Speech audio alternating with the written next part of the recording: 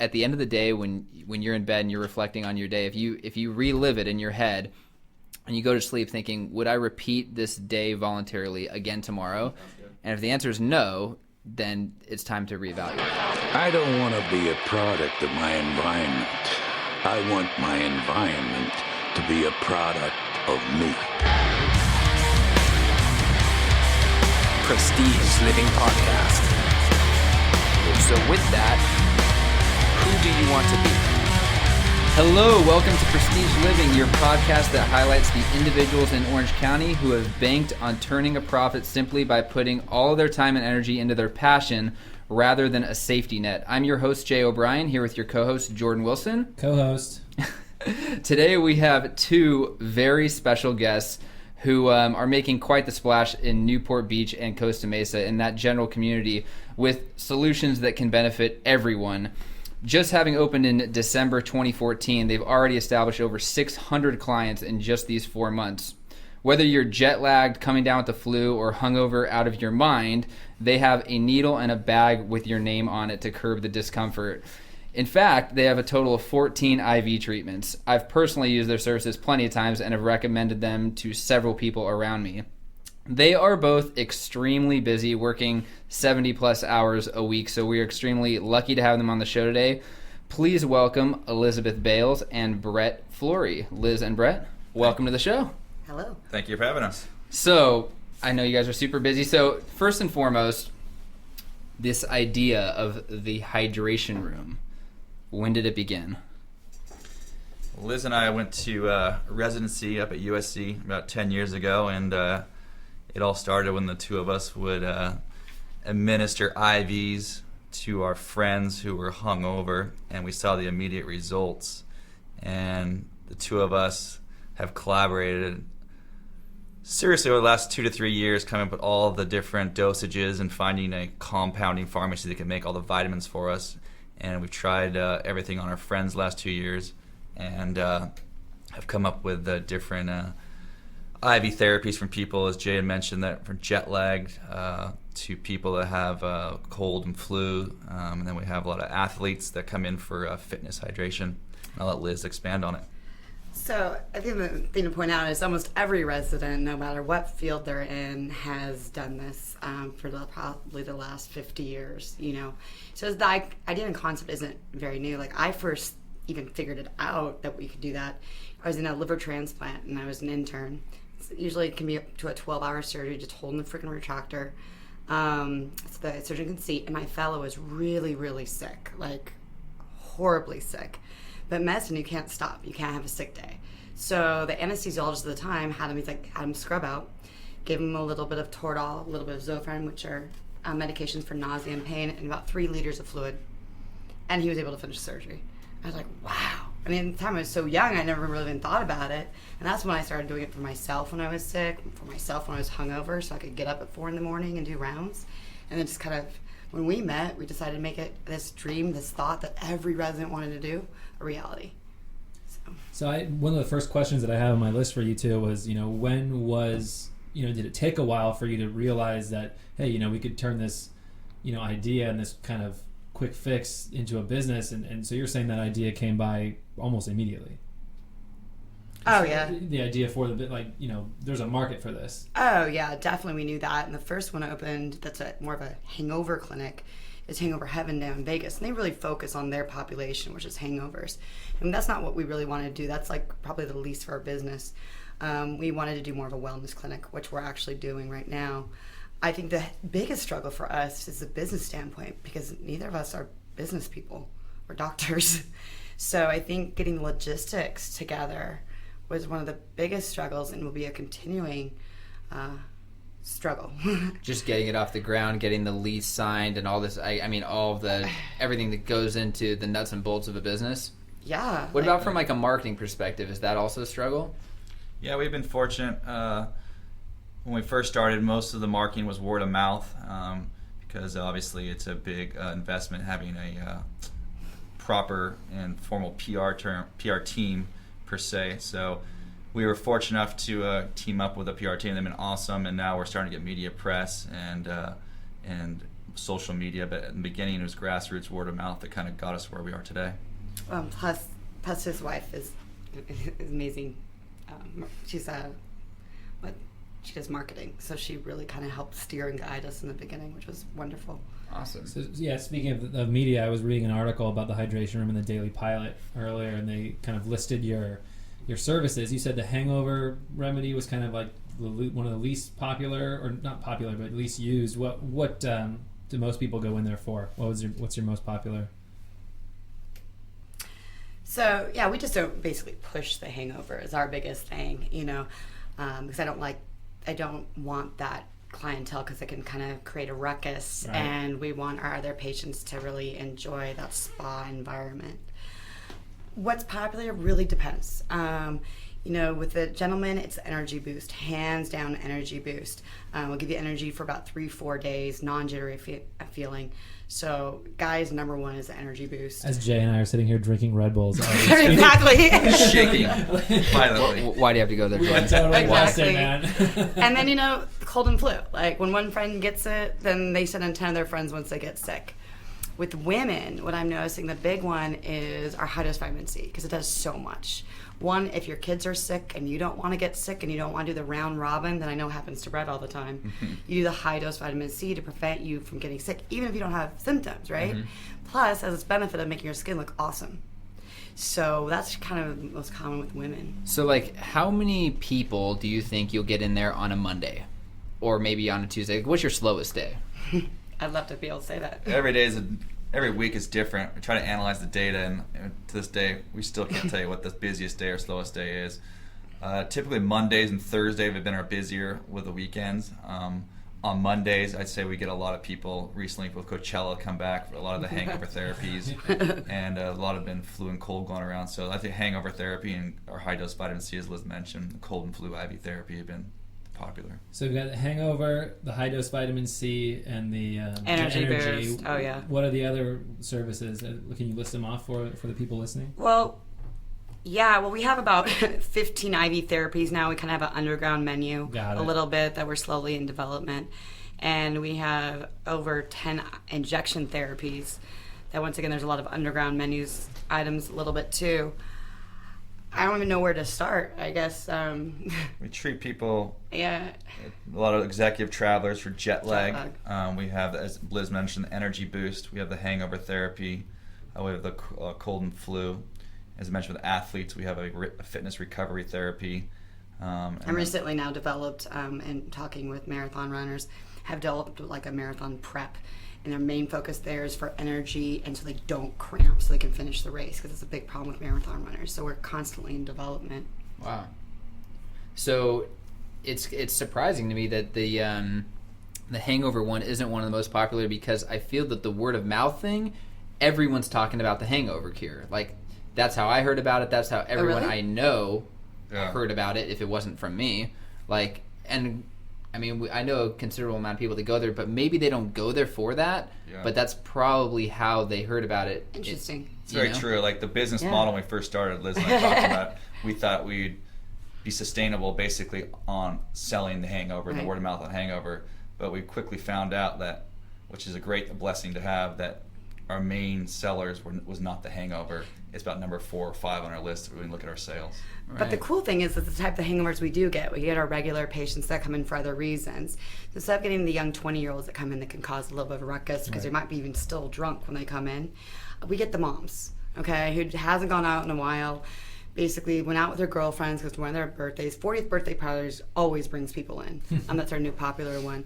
But you know what? They have to make their kids' soccer game at 10. Don't usually drink. Went to bed at 10:30, but my God, our feeling affects that. Of Pinot Grigio. Yeah, exactly. So they come in, we get them feeling better, and then they can go back to being a parent. It's just, I love doing those because you probably filter out quite a few of the younger generation too because of the price point. I mean, you probably filter out like the 20-year-olds that are going to malarkeys and stuff. They might not see the value, or maybe they just simply don't have the means to go in there and curb their hangover. They just gotta live it out, That's very true. Most of our clientele, I'd say, they're professionals. They don't have time for downtime. They work like you and I work a lot of hours, have a lot of family responsibilities, job responsibilities. So the price point to them is justifiable, and it is something they don't really consider. Whereas you say a younger 20-year-old, they can't afford it. Or They can sit in bed all day and watch Netflix. They don't care. Right. We can't. Right. They don't. They have the downtime. Our clientele don't have the downtime. So you mentioned the hours that you guys are working. Can you speak to, the initial, I don't want to, because I know Jay has a question lined up about sacrifices, but can you talk to some of the sacrifices you've had to make while getting this business off the ground, whether it be sleep or time with the family? Well, I think Liz has made a huge sacrifice. She's there, 40 hours a week, and she knows the clinic very well. And pretty much our days, we spend all day at the hospital in the operating room, and as soon as we leave there, we don't go home. We go straight to the hydration room and make sure everything's in place there, get everything ready for the next day, take care of logistics and administrative stuff. So every day, just once our job ends at the hospital, we go to the hydration room and continue working there. Okay, so go ahead. And with a new company, it never ends. I mean, we must communicate on how much. There's no day off, which is something new. At least even with anesthesia, at least I'd have a day off. But we're constantly having to think about it, constant brainstorming. So beyond just the hours we're working in anesthesia, and then the actual physical work hours in the hydration room, there's also just all the stuff that we have to do on the side, outside of all those hours. Yeah, absolutely. So it's been a learning process. I feel like I'm back into internship all over again. So you two are our first guests that have jobs aside from your primary entrepreneurial venture, which is the hydration room. So you're both anesthesiologists. Mm-hmm.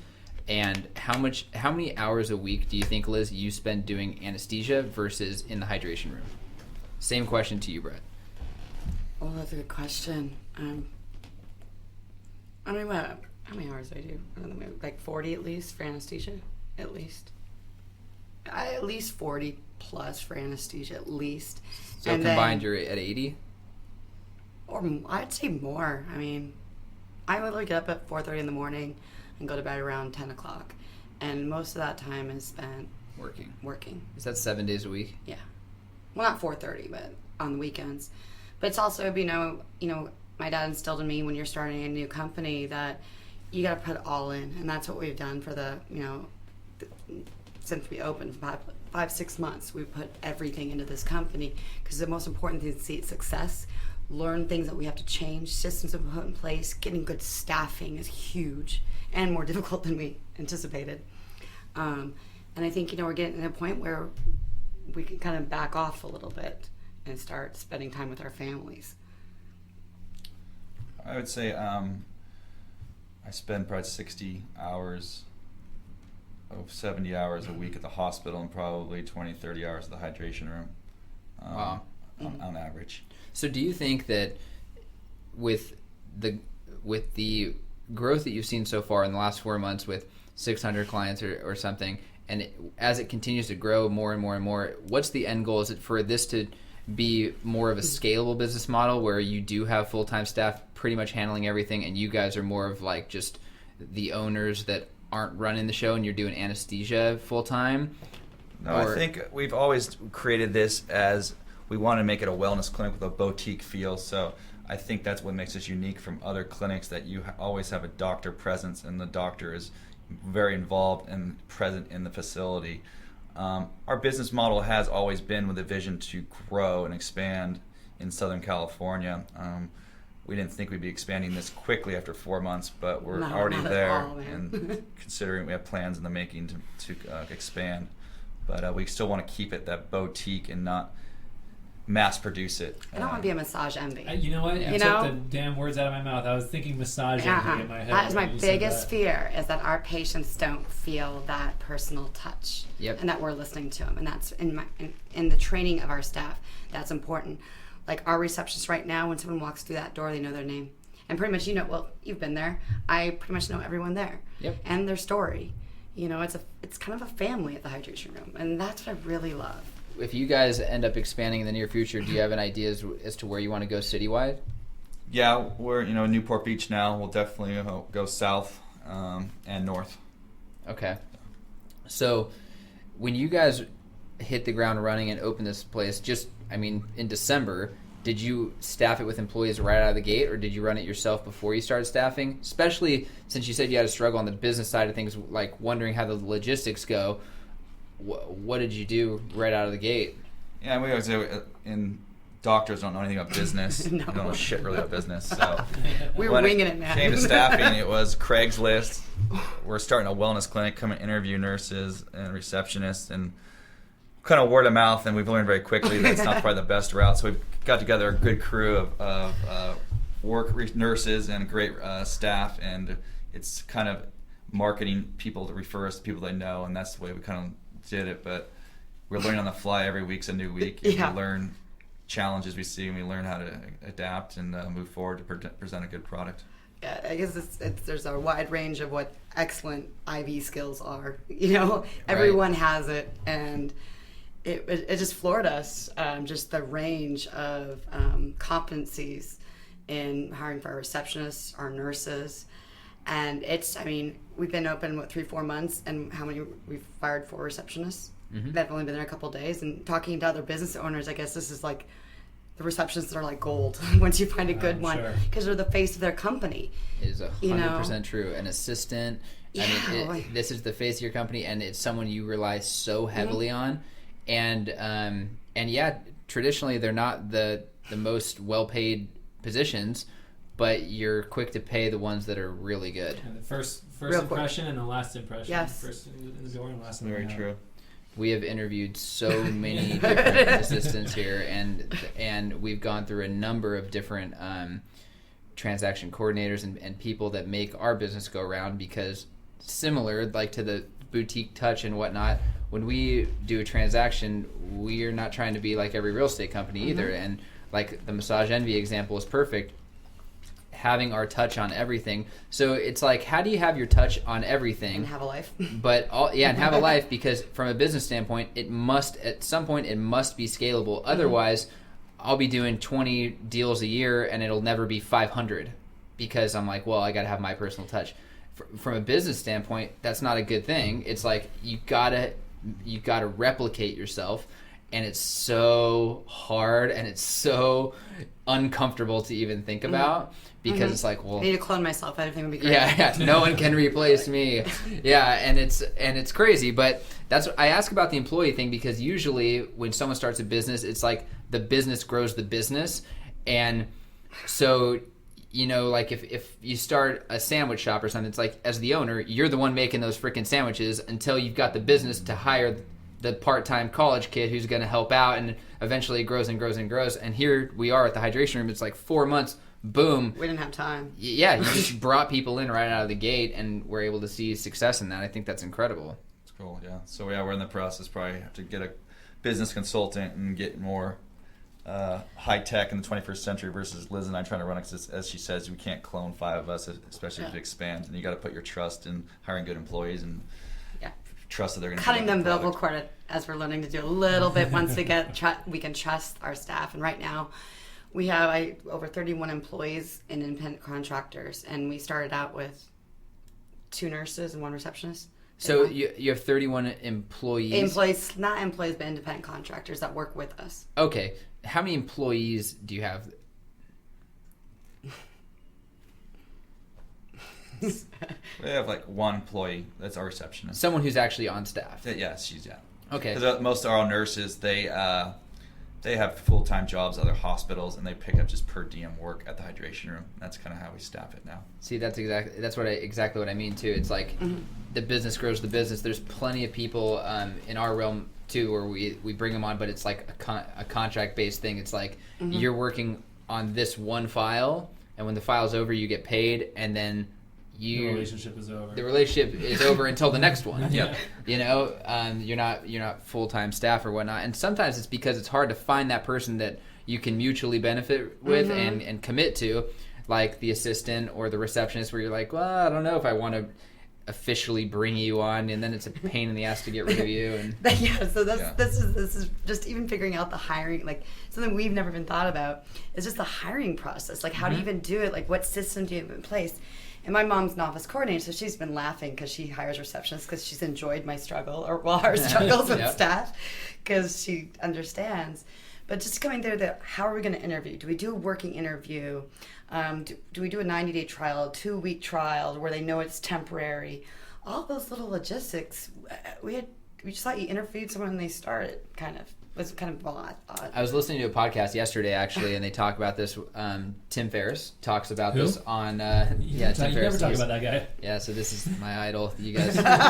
He's my favorite human being ever. He's talking about it on The Art of Charm, that podcast, and he mentions the 2-week trial, and that's what he recommends. And we just started that.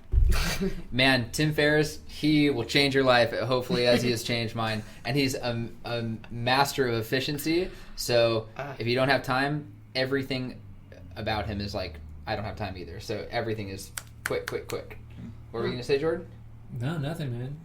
Good, because I'm on a roll. You covered all the Tim Ferriss. I'm not done. Today. I'm just getting started. What are the hours of the hydration room? We're open Monday through Friday, 8 to 6, and currently on the weekends, Saturday 9 to 3 and Sunday 9 to 1. We may be changing the weekend hours as summer coming to expand them a little longer. Are you guys looking for investors when you expand, or even currently? Yeah, it depends, as far as the model we want is we're going to grow this in the next couple. Liz and I will continue to be the equity partners, but if we roll this out onto a much bigger scale, we'll be looking for investors. I've got some questions for you guys. Okay, 5 questions.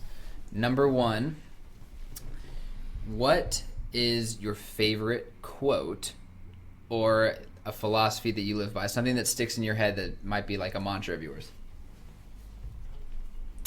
Mine comes from my grandpa. It's something he always told me when I was little. He's like, if you really want to be truly happy, do everything in moderation, even moderation. Oh, I like that. I like that. Yeah, I love it.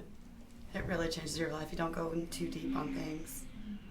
I dig that. But then sometimes you have to, is what he's saying. Sometimes, Everything like, in moderation, when we're starting the even hydration room, me and him had to make sacrifices, to get this thing really going.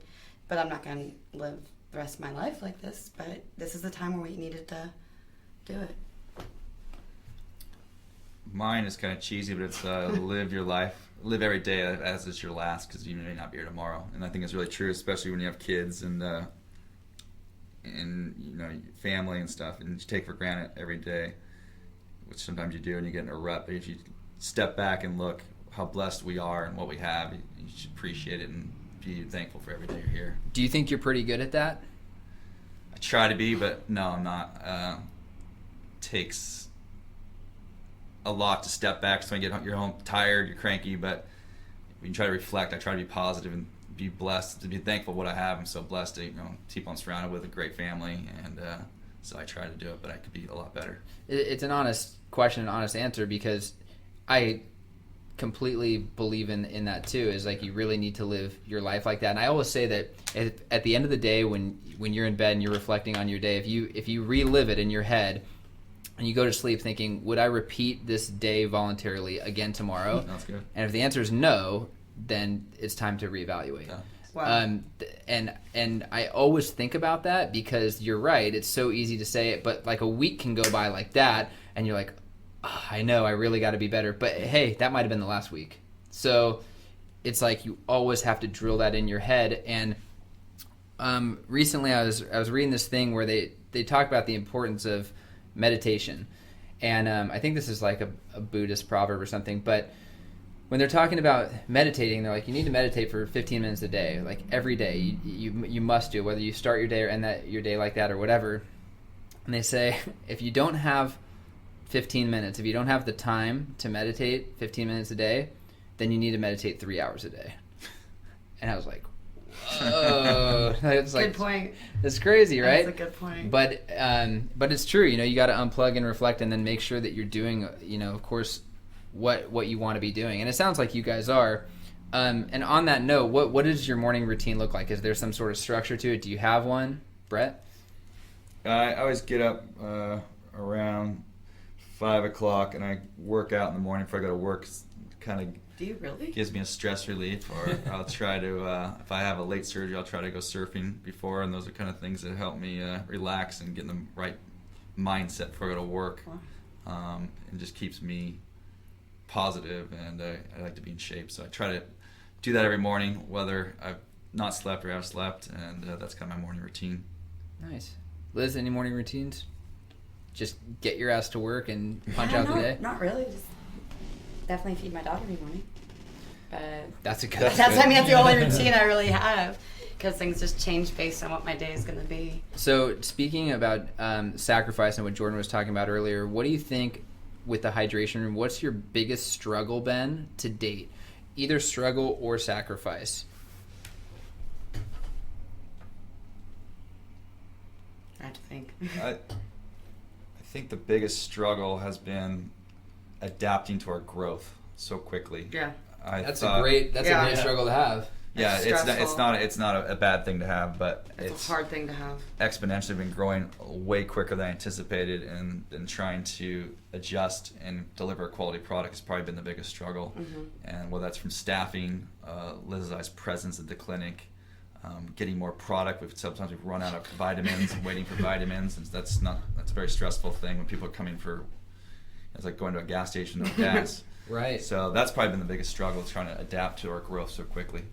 Yeah, that's interesting. Yeah, because that's exactly what I was going to ask. Like, how exactly does that happen? Are there people lined out the door or whatever, but it's just material and the resources available that you got to keep stocked up? Yeah, we thought, We had no idea. When we started, we have product on the shelf for a couple of weeks now. It's like, and the turnaround time can be longer, so now we have to order 2 or 3 times than we anticipate, so we just always have product on hand.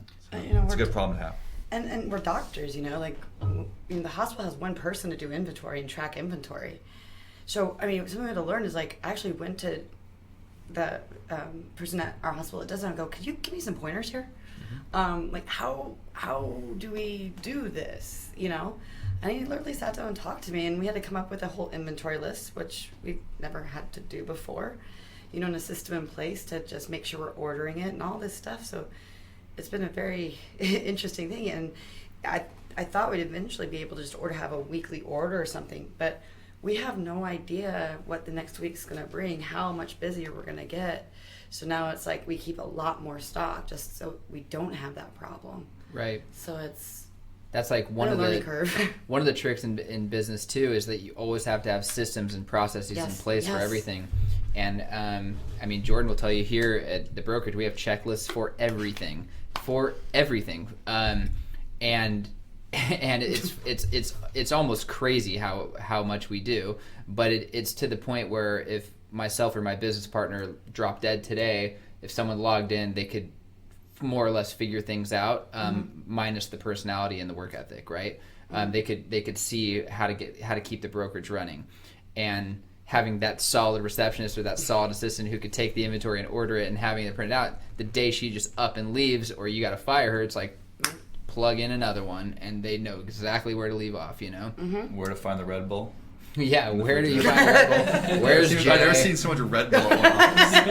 Yeah, exactly. I think you two need to be coming in. This is the best part about the podcast, is that people have no idea what it looks like in here. Yeah. So I just hope everyone pictures like 4 refrigerators that say Red Bull on it, I just went to 7-Eleven before I came in. Yeah, exactly. How many of those do you drink a day, you guys? No more than 6. I'm just kidding. This is my first one in like a week. We had one a week. One a week? Really? Yeah, probably something like that. You just both chose today. Well, he actually just brought it in for me. He As goes, a nice guy, I just bought that for Jay. I was not expecting it, and who am I to refuse a Red Bull? Yeah. Okay, so this is a question I ask every guest on the show, and I don't even understand how you two would have time to read, but the reason why I bring this up is because a lot of the people that I personally am inspired by, in business or otherwise, I'm always curious, where are they getting their information from? And information can come from anywhere, but lots of times they say it's from a book or something like that. So I'm always asking people, what are you reading right now? Or what are some of the most inspiring books that you've read? Or nowadays, what are the podcasts that you listen to? Because maybe I want to get into that channel of information consumption, if that makes sense. So is there anything that comes to mind? You guys, I don't know, even know, do you have time to read, or where do you get your inspiration?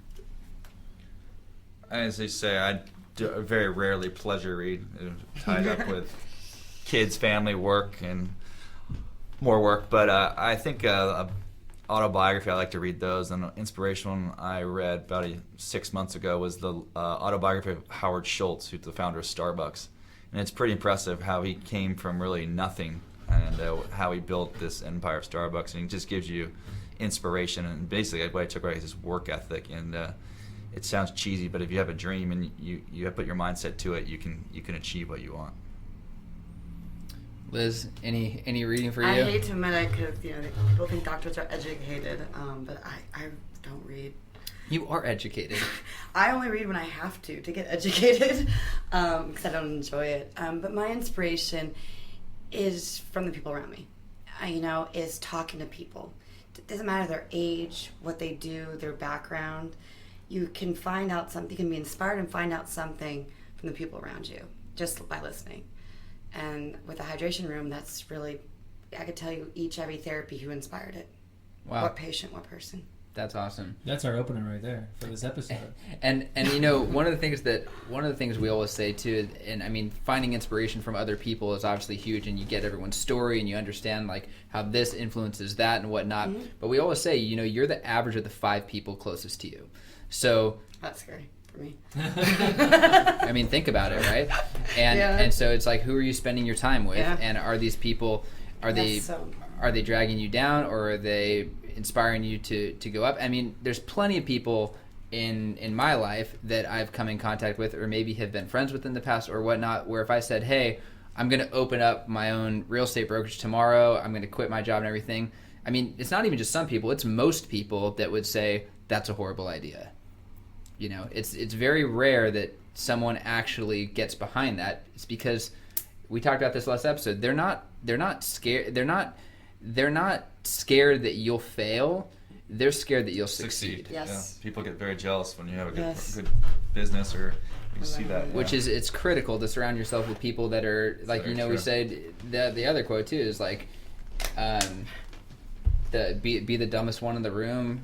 Oh yeah, if you're the smartest person in the room, then you're in the wrong room. Yeah, it's so true, man. I mean, last week alone, I went to these 2 events, man. I felt like I should be sleeping on Skid Row, dude, in comparison to my surroundings. Yeah. And it was just Pushes you. unbelievable, because sometimes you feel like, you feel like a big fish in a very small pond, and it's like, dude, find a different pond, and it just is so eye-opening and so inspiring. It's humbling too. Yeah, it's, oh my God, it's so humbling, and you just, and that's how you grow, Absolutely. So for the people listening, Liz and Brett, when can people go to the hydration room? Can they just walk in? Do they need an appointment?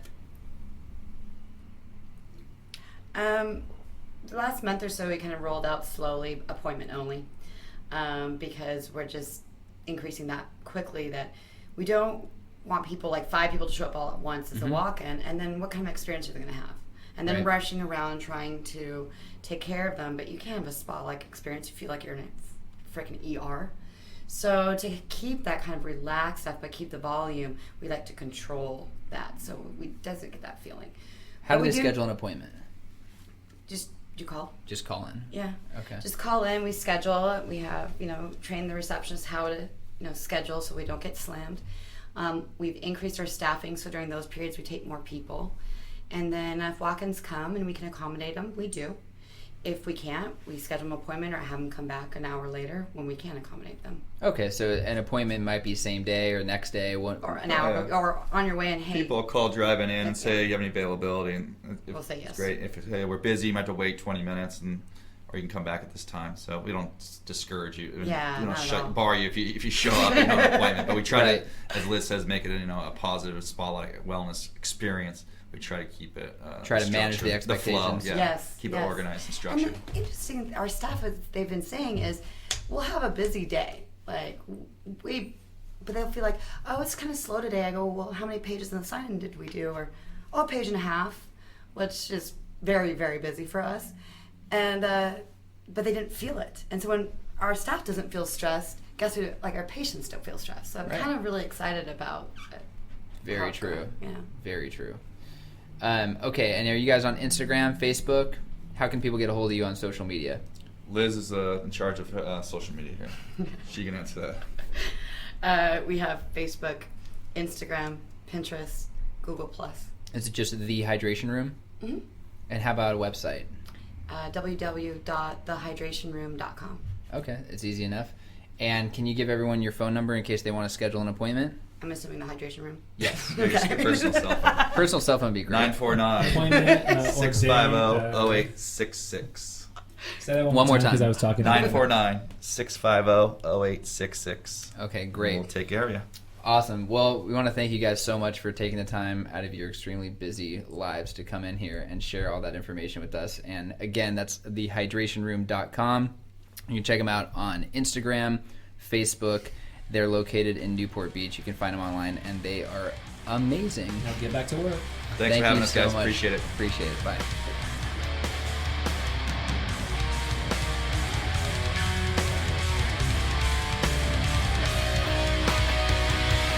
If you would like to be on the Prestige Living podcast or know someone that would be a great guest, go to www.prestigelivingpodcast.com. We'd love to hear your story.